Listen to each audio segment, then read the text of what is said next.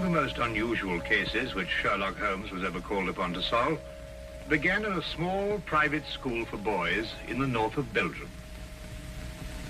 The boys' dormitory at 4 in the morning, lighted by a full moon, looked quiet and peaceful. It would have been difficult to imagine that here began a train of events which filled 4 graves before it was stopped.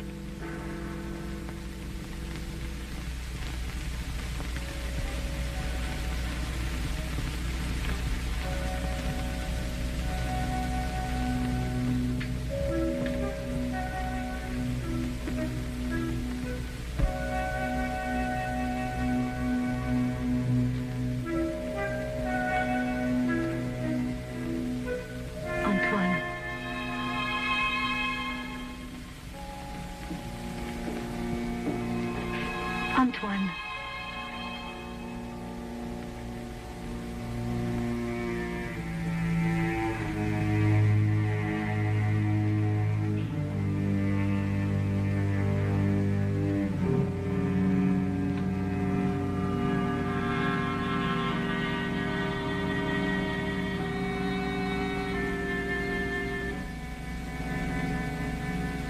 He has gone out.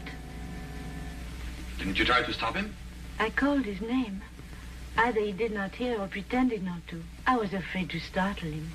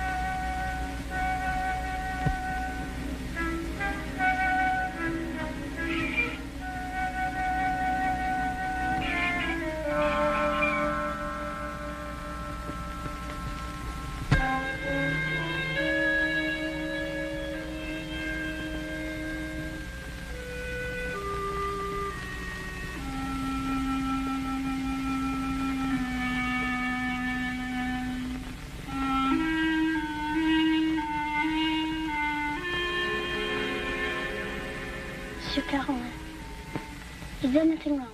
No. Nothing, Antoine. Go back to sleep. What are you going to do?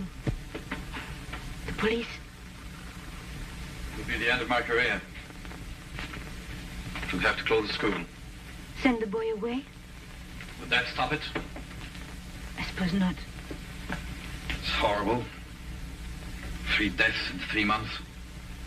Each one foretold by the writing on the church steps. I still think the police... No. But your own life.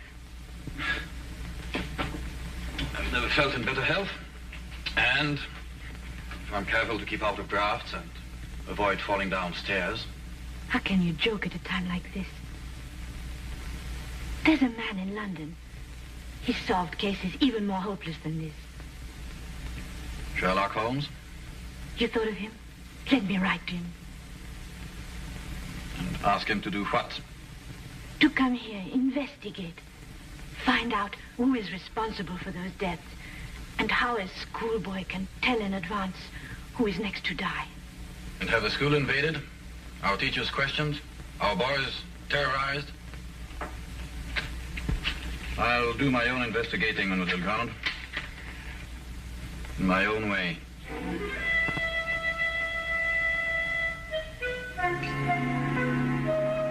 Some weeks later, a letter arrived at Baker Street. Holmes read it over once to himself and then aloud to me. Dear Sir, it will be a source of eternal regret to me that I allowed myself to be dissuaded from writing to you sooner, Mr. Holmes. Now Mr. Carolan is dead of natural causes. The doctor says, though I am not sure he isn't mistaken. I pray that you will come to Arno without delay and lend us your assistance in putting an end to these ghastly occurrences. Respectfully yours, Marion Crawford. You deduce that the writer of the letter was young? I'll go further than that. I'm prepared to wager that she's madly attractive to boot. Mm-hmm. Better and better. And on what do you base these interesting conclusions? Wishful thinking, my dear chap. Wishful thinking. Then wish no more. She is both young and attractive, with hair the color of autumn honey. Oh, did you read that between the lines? No. This came with the letter. Uh-huh. A lovely color, you'll admit, Watson. And from a beautiful young woman at that. Now, come, Holmes. That's neither logical nor factual, and you know it. You aren't the only one privileged to think wishfully, my dear Watson. Bravo. So you're going to take the case? Yes, and if you pack for us both, I'll arrange for tickets. Mm-hmm. The boat train took us to Dover. By mid-morning the following day, Holmes and I were sitting in the headmaster's study at the Arno School in the presence of Mademoiselle Marion Crawford, who was indeed extremely attractive, with hair the exact shade of autumn honey. Then you're quite sure you've told me everything, Mademoiselle Crawford? There is only the matter of the old woman, but I don't think it's important. Well, let me be the judge of that, mademoiselle. Her name is Madame Soulet.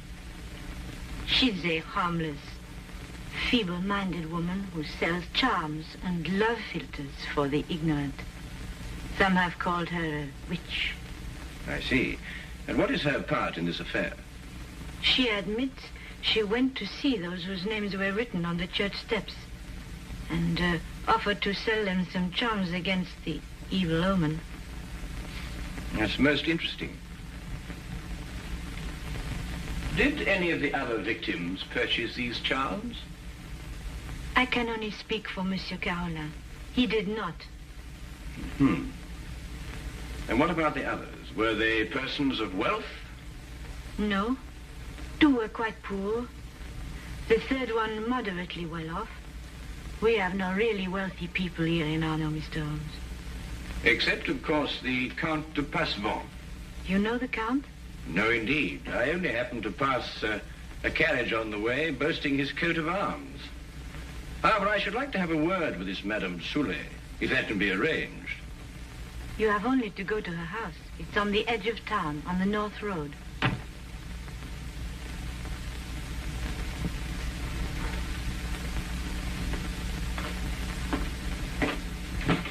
Monsieur Manelli, this is Monsieur Holmes and his friend Dr. Watson. Monsieur Manelli, our new headmaster. How do you do? How do you do?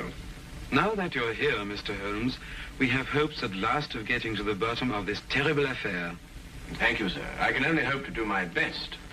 Mademoiselle Grande has given you all the facts? All the facts at her command. Perhaps you can supply some additional ones. I am sorry, no. Mademoiselle Grande was the favorite member of the faculty here. She had Monsieur Carolan's confidence, not I. I see. And now that I've had the honor of meeting you gentlemen, I hope you will forgive me if I go to meet my class. But certainly. By the way, mademoiselle, Dr. Dimanche is waiting in the vestibule. Did you send for him? Yes, I did. I'll go and fetch him. I'll be back directly.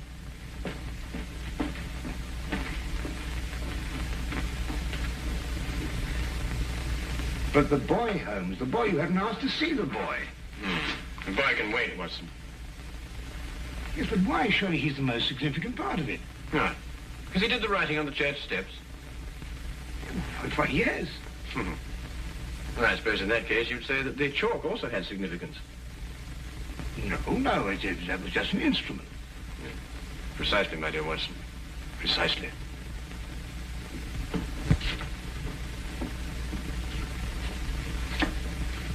Mr. Holmes, this is Dr. Dimanche. Mr. Holmes and Dr. Watson. Delighted. How do you do, Doctor? Always happy to meet a colleague. Thank you, so am I. I hope I haven't kept you waiting. I came as soon as I got Mademoiselle's message. Won't you sit down? Thank you. Mademoiselle Graham tells me that you're the physician who attended Monsieur Carolan shortly before he died. Yes. My last examination of him gave me no hint of what was coming. I see, and yet you're positive he died of natural causes. There's no doubt about it. I believe 3 other persons died recently in Arno, shortly after their names appeared on the church steps. Did you attend them also? Arno is a small town. I'm fortunate or unfortunate enough to be the only doctor here. Previous to your present fortune, or misfortune, you practiced in Paris, I understand. I see Mademoiselle Grand has briefed you well. I told nothing of your past, Doctor. Then how do you know?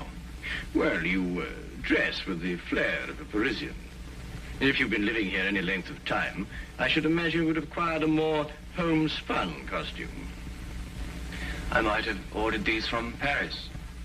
On the income of a country physician? What do you think, Dr. Watson? Hardly likely, Holmes. Capital, Mr. Holmes. Your powers of deduction have not been overrated.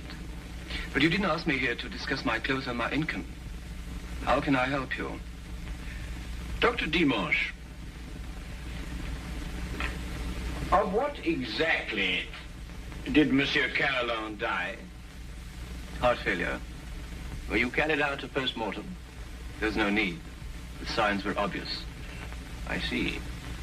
And you saw nothing suspicious, either in the case of Monsieur Carolan or of the other victims? Not one thing, Mr. Holmes. That's interesting. Perhaps you'd care to put forward a theory of your own as to the connection between the prophecies and the deaths. I have no theory. The explanation lies either in the most extraordinary combination of coincidences or in some sort of prevision on the part of the boy, Antoine. Do you believe in prevision or telepathy? Years ago, my professor at Salpêtrière did suggest there might be something in it. For myself, I don't know. I neither affirm nor deny. Then I believe you can tell me nothing more for the present, Dr. Dimanche. Don't hesitate to call on me again. Now I must go back to my surgery. I may have a patient waiting. You never can tell. I'll be here early tomorrow afternoon for the monthly examination, mademoiselle.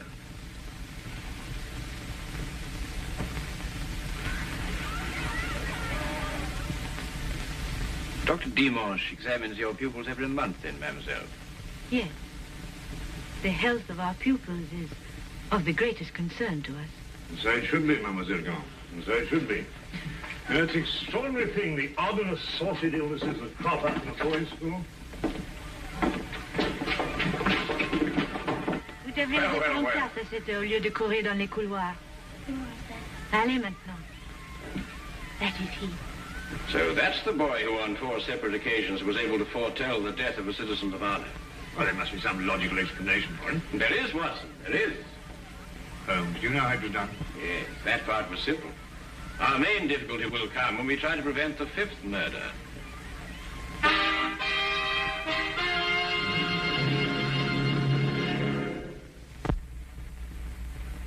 Turn to the case of the deadly prophecy. The church on whose steps the deadly prophecies were written stood less than 100 yards from the school. I had supposed that Holmes, with his usual attention to detail, would want to examine it thoroughly, but once again he surprised me. He did not stop. And I had a fair guess that perhaps he wanted to have a little talk with a certain Madame Sully. Come in.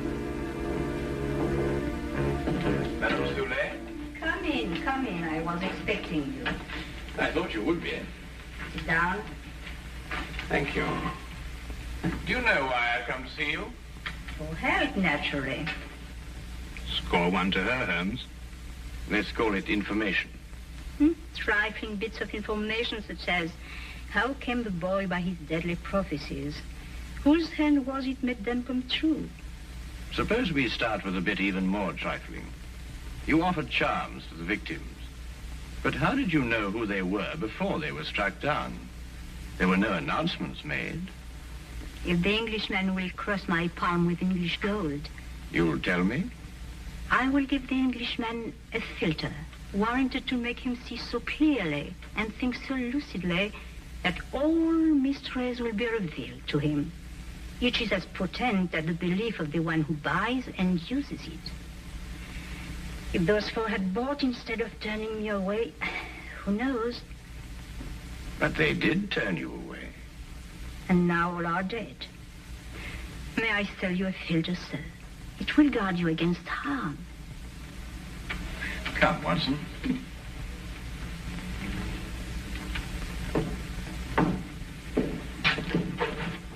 Good day, Madame Sully. You are a wise man.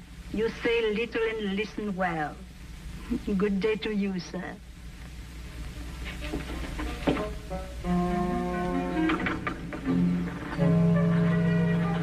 Filters, bosh. We might be living in the Middle Ages. Not the Middle Ages, Watson. Merely a small European village. Ah, Count Passivar, I believe. Oui, monsieur.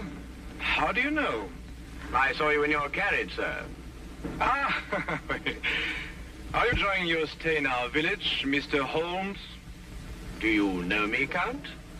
I saw you from my carriage. Ah, bravo, Count. As you say in France, touché. May I introduce my very good friend, Dr. Watson? Enchanté, docteur. How do you do, sir? Have you formed any conclusions, Mr. Holmes, as to the names that were written on the church step? Well, at the moment, Count, I must confess that I am more interested in the names that were not written on the church step. Mine hasn't been written on it yet. And I don't believe it will be. Tell me, sir, you know this village. Have you any ideas? I am not superstitious, Dr. Watson. I do not believe that...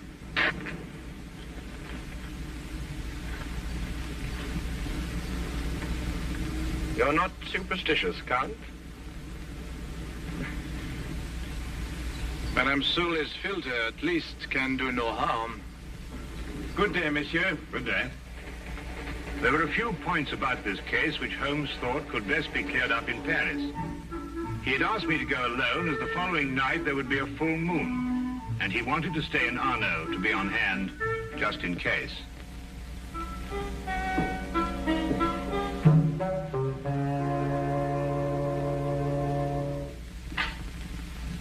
What is it? What's happened? Nothing at all, Antoine. You were walking in your sleep. Now be a good boy and get back to bed. I can't. There's something I must do. Not tonight. Not tonight, Antoine. Yes, sir.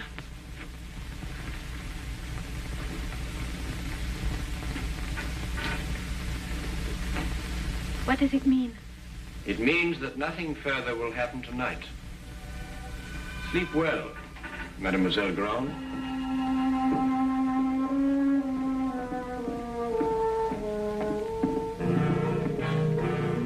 The carriage came to fetch me at the station. Later, I found Holmes at the school. Well, you may go back to your class now, Antoine. Well, Watson, did you have a successful trip? Yes, you were right. Good. Mr. Holmes, was the boy able to tell you anything? No, but his silence was eloquent. Oh, by the way, I should like to have the use of the headmaster's study for a little gathering shortly before midnight. You name the murderer? Oh, he will name himself.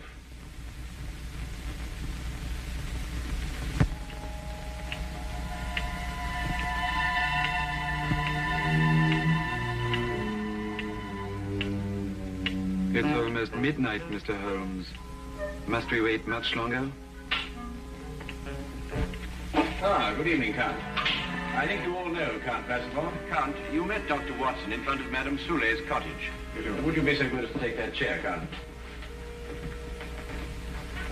I expect you're all wondering why you've been invited here at such a late hour this evening. Well, we are concerned with the murder of Monsieur Carolan and of 3 other citizens of Arno before him. Mr. Holmes are sure they died natural death. I happen to believe that they were murdered. Now, the question is, with what motive? Profit? But these were ordinary people of modest means. The murderer could scarcely hope to enrich himself at the cost of their lives.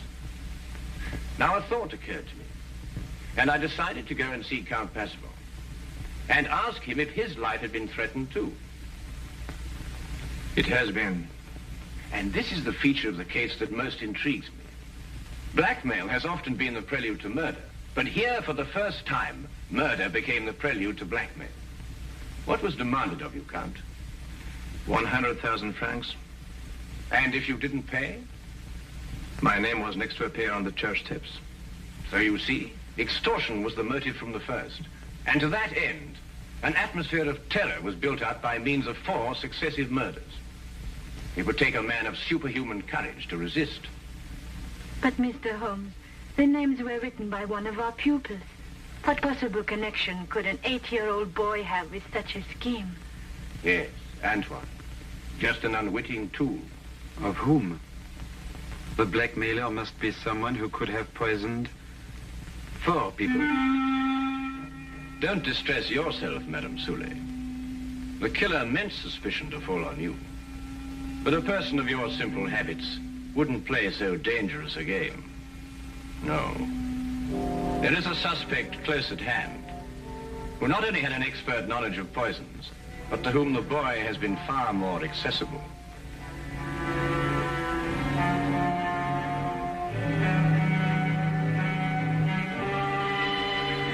Accessible regularly once a month. This suspect was once a pupil of Dr. Charcot, who lectured on hypnotism at Salpêtrière Hospital in Paris. It would have been as easy for him to send Antoine on his monthly errands as to wind up a mechanical toy. Dr. Watson. Yes? Yesterday in Paris, you made certain inquiries into the character and education of this suspect. What did you discover?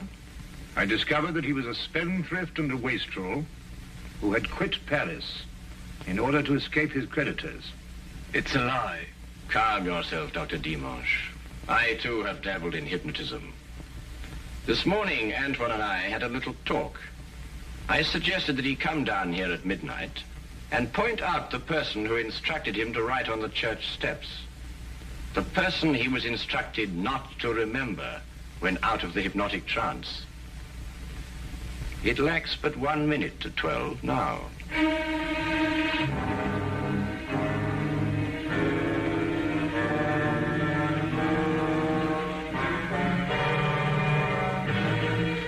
Stay where you are, all of you. Don't be a fool, Doctor.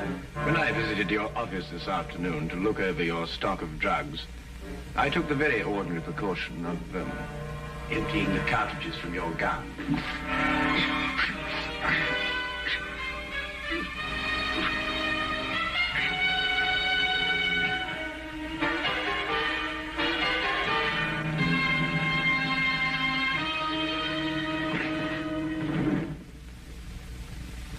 Should we wait for the boy to make the identification, Mr. Holmes?